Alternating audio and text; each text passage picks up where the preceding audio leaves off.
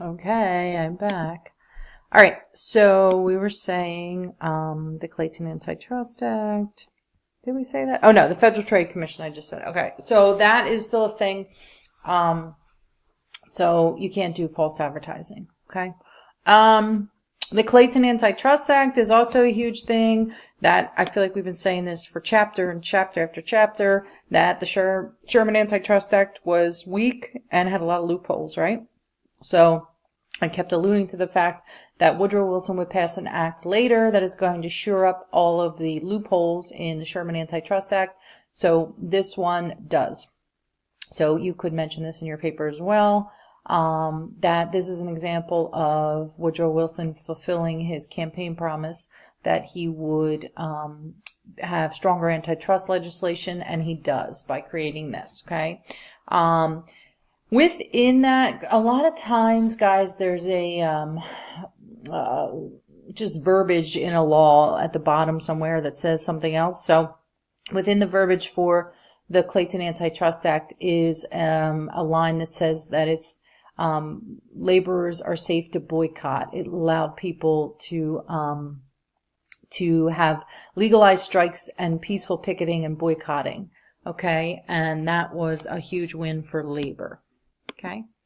All right, that's that. Okay. Now, these are some lesser things. Like I was saying, some people will go one direction with their paper, their LEQ, and some will go another. You don't have to include these things, but say you were talking about labor, maybe you could, the Warehouse Act. These are really more with the farmers. So the Farm Loan Act, the Warehouse Act, they're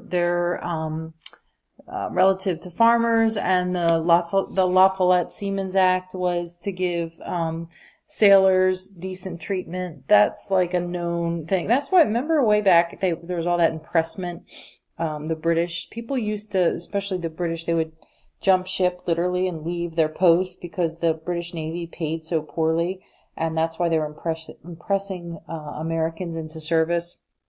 So this was for Americans too, giving them decent treatment and a wage so that they could make a better living as a sailor. So this was that. And the Workmen's Compensation Act of 1916 is only for federal civil service employees. So people who work for the federal government only benefited from this. There is not workmen's compensation and unemployment compensation for all Americans until, you guessed it, the New Deal. Okay, the New Deal has a piece, which we're going to be there soon. The next couple of chapters is New Deal. The New Deal has a piece in it called the Fair Labor Standard Act, and it outlaws a lot of the stuff that we benefit from today as far as labor, like the 40-hour work week, and minimum wage and unemployment compensation and other compensation. So this is not for everybody. This is just federal government workers. Okay. So these things are good. They're not for everyone, but they're still progressive. These are progressive things, very progressive things. Okay. So you could mention them. Also, the Adamson Act gave an 8-hour workday to people working on trains. Okay. Because trains cross state lines. That's interstate commerce, which the federal government can control. And then also Wilson, again, even though he's not, doing much for African Americans with civil rights, he does promote the first judge to the Supreme Court who is a Jewish man. Brandeis is the first Jewish Supreme Court justice. Okay. Let's see. Not an imperialist. We talked about that. Not into aggressive foreign policy. He's non-intervention, he wants to remain neutral. He wants to remain an isolationist. He does not want to intervene with the affairs of other people. However, his hand is forced. It is very funny almost that, Teddy Roosevelt was very much more aggressive when it came to the use of the military, but he doesn't really ever have to. He has that big stick diplomacy, but it was more of a threat, where Woodrow Wilson doesn't really want to do that, but his hand is forced a few times. And once he has to send troops into Haiti to quell some political turmoil there, and World War One, he has to send troops there. That's kind of a big deal. Mexico, we'll talk about that in the next couple of slides. He has a little skirmish there. And for not being an imperialist, he's going to have to do the Jones Act, which gives the Philippines their status as a territory. And we promise independence soon. P.S. That doesn't happen until 1946 after World War II. FDR says let them be free after they helped us, and we helped them. We helped each other fight the Japanese during World War II. So also not an imperialist, but he bought the Virgin Islands from Denmark. Okay, just things kind of come up, and sometimes you can't control everything, right? Okay, so these are just troops in Haiti. The Marines. Okay, so the thing with Mexico, you don't have to know every detail of this. It's kind of laborious. Basically, it's this, okay? So Mexico is kind of like, remember in world history, you learned about the Roman Empire and like different people are like, oh, I'm the leader.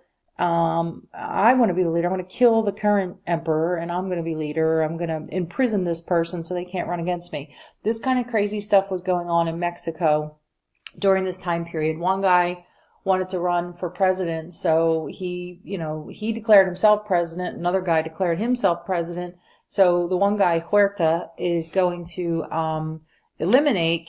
assassinate his opponent. So he then declares himself president. So this is an example of moral diplomacy, because Woodrow Wilson is like, that's crazy. Like, that's inhumane. That's not democratic. That's not, the United States does not condone that. So what he does is he says the U.S. does not recognize Huerta.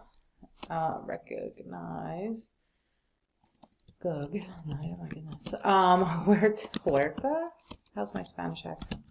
As leader. Sorry, we don't. So that, of course, makes him mad. But Wilson was like, no, we can't condone this guy. He's terrible. He killed his opponent. So he was a brutal dictator, terrible to the people of Mexico. Mexico had all of these different like groups of people. There was like a group of Mexican, well, I guess you would call them Native Americans, right? Mexico is in the Americas, and they were native indigenous peoples who wanted their land back, and they were following one guy. You had another group of people that were following another guy.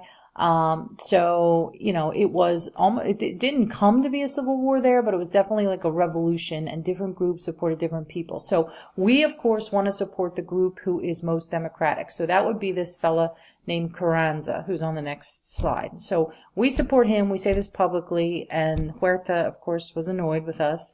But we wanted to help the good people of Mexico who were trying to install this Carranza into office. So what ends up happening is a bunch of American soldiers. There was a ship, I think it was the USS Dolphin, that stopped in stops in Tampico, Mexico, to refuel and get more supplies. And when they stopped, they were arrested for no reason, and the Admiral of the Navy, Admiral May, said he wanted a 21-gun salute apology for the incident, and Mexico refused, and it was like a standoff of egos. It was like this crazy thing. And what ends up happening is there was a little bit of a skirmish in Veracruz called the Battle of Veracruz, and it could have been a bigger deal. It could have really turned into war. Actually, the Germans were supplying Mexico with arms, and keep that in the back of your head, because that will come up later with the relationship that they have with the Zimmerman Note, where Germany tries to get Mexico to join in World War I on their side to try and get the land back they lost in the war, the Mexican-American War. So they have some kind of little relationship going on there. But so anyway, so we support this dude here, Carranza, and we think that he is more democratic. And the Battle of Veracruz happened over the Tampico incident, which was the thing that I just explained, where the soldiers were arrested for no reason.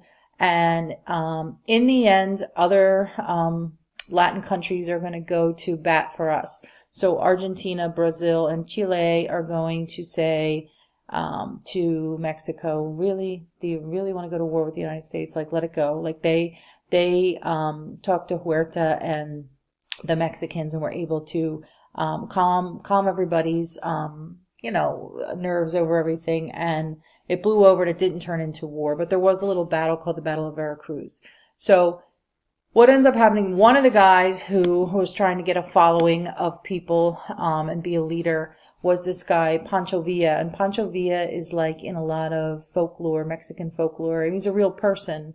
It's not really folklore, is it? Maybe more just legend, I guess. He was almost like he's a real person, but he was almost like a Robin Hood type, where he was trying to break up some of the big land that maybe some people, just a handful of people. In Mexico, the problem was there was the bulk of the population were poor, very poor, and there were just a few elite people in Mexico that controlled a lot of the money, and some of them were American investors. So there was a lot of poverty. So Pancho Villa was trying to get some land back for the poor, or like to take things and give back to the poor. And he ends up doing some, illegal things to do that. I think his intentions might have been good for the people of Mexico, but in the end, he makes it into the United States and he goes into the town of Columbus, New Mexico, and there's an uprising, and 17 Americans get killed. And Woodrow Wilson was furious. Like, you do not come onto American soil and kill people like that. Doesn't happen often. And at the time, it hadn't happened since the War of 1812. So that was a foreign entity coming into the United States and killing innocent Americans. So we didn't take to that too kindly. So Woodrow Wilson was mad. He didn't declare war or anything, but he sent General Pershing. This is autocorrect. Sorry, not Pershing. We sent General Pershing in looking for Pancho Villa for a really long time. And eventually we had to pull the troops out because we needed to send them to Europe to be trained for the war, which Pershing does. He takes the American expedition forces over to Europe to get ready for the war. But we were there for a long time, so long looking for Pancho Villa that the Mexicans started to view it as very intrusive, and it kind of strained our relationship with them. And what goes on from here is that Mexico continues to struggle financially and they have all these rival governments and all these problems for a long time. And a lot of people emigrate out of Mexico and come to the United States because of the social, political, and economic turmoil in their country. But they are resentful of us. And Pancho Villa ends up getting killed anyway by somebody in the 20s. He and his bodyguard, who I always say was not a very good bodyguard, because they both got shot as he got into his car. And no one knew who it was. He had a lot of enemies. I guess it could have been anyone. Or was it really the United States? I don't know. But anyway, that's the story on Mexico. So that's an example of moral diplomacy. We don't send troops in except the little skirmish in Veracruz. But it was just us supporting Carranza, the most democratic person. Okay? This is just a cartoon from a Mexican point of view that Huerta, Woodrow Wilson is kind of reading the riot act to Huerta, who he thought was bad. That's Pancho Villa. Okay, so World War I we can do in class. I don't know why they really cut it short here in APUSH for some reason, but I feel like you can't understand why World War II starts if you don't understand. We don't really need to know battles or anything like that. What we're going to go over in class is what was happening on the home front, the role of women, the role of African Americans, and the Treaty of Versailles and the League of Nations and Wilson's 14 points. So we really need to know why it ends. We will go over a little bit about why it begins, but it is a lot of European history, but it's just kind of interesting to see. And then what pushes Woodrow Wilson to get involved. And basically it's unrestricted submarine warfare and then the Zimmerman Note, which we'll talk about. Okay, so I'm going to stop it there, and that'll catch us up. That way when we get to class, we can just start with the war, do that, and then we can do chapter 30.